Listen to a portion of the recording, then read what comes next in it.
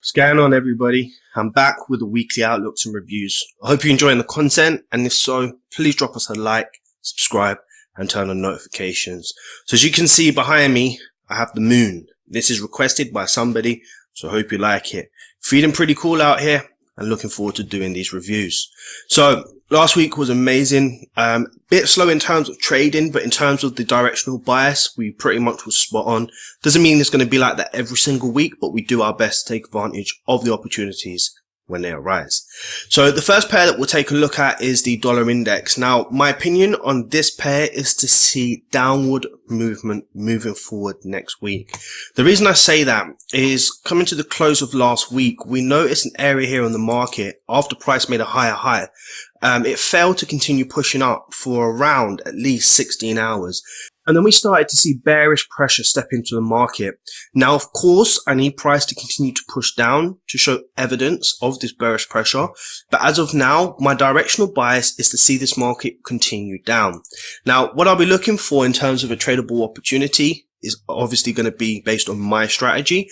And I would much like to see a nice double top of this major key level here and another push to the downside, or at least see this price action go from a bullish structure to then a bearish structure.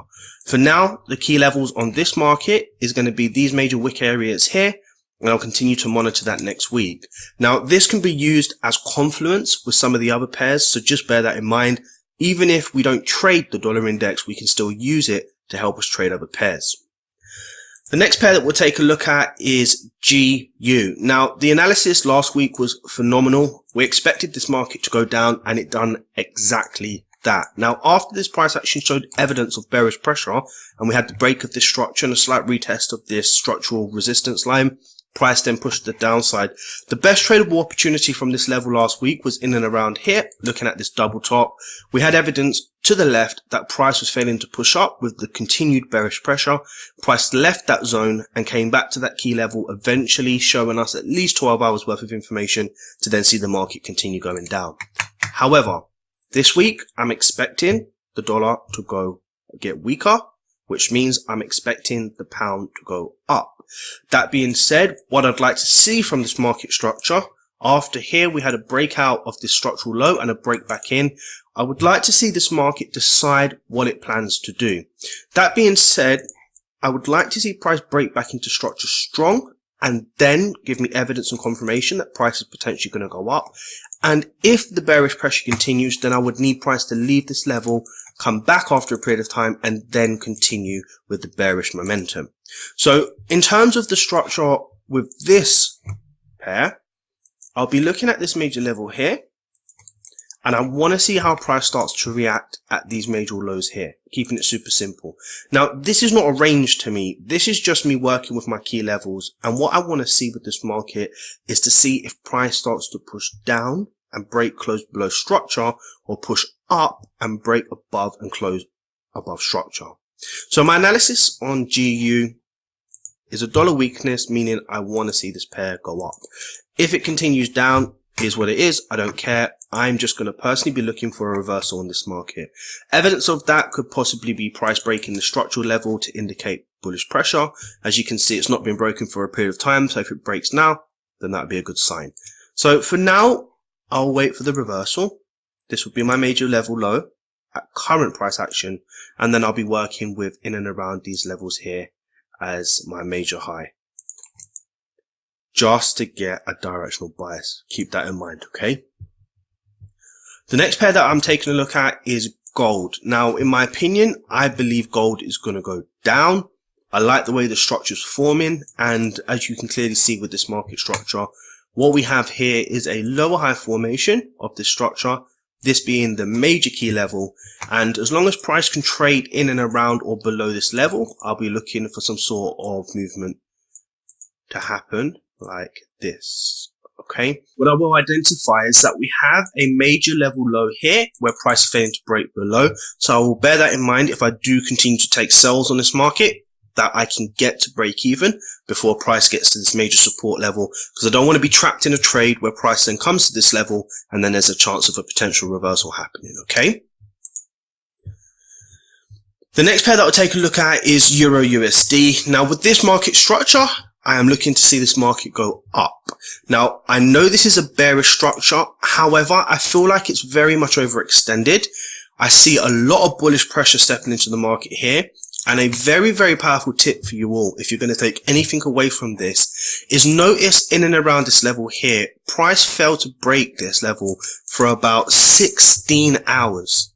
Okay. This is indicating strong bearish pressure. Eventually, if you look to the bottom, we see the wicks forming, and these wicks are indicating some sort of bullish pressure, okay, into this bearish structural market. And eventually what happened? Price finally broke close above this structure, and we have a retest of this level here. You'll be able to find it on your low time frames. To me, that suggests a bullish sentiment and a potential reversal in this market. For that reason, obviously we'll need more confirmation to see what's happening. So I'll be using this as my major level low. And for a perfect retest, I will look for a beautiful double bottom and a continuation. Or I'm going to look for price to continue pushing up bullish and then look to jump in a trade with some sort of 50% retracements or potential higher low formations, double bottoms, or whatever patterns that I personally trade. But for now, this is how I'm seeing the structure. In terms of being careful and management purposes, I'm going to identify this as a major structural high for at least the next 24 to 48 hours while the market's open. And if price pulls back enough, then I know I have enough range to trade this. If price comes into this level, then I'm not going to buy when the market is in a push phase. I'm going to wait for the market to exhaust, and then I'm going to look to take advantage of the continuations. Okay, so this is how I see EURUSD.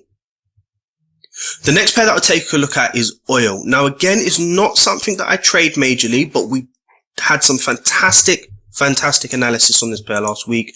After we had the news inflicted move to the upside, and then we saw the bearish sentiment push into the market.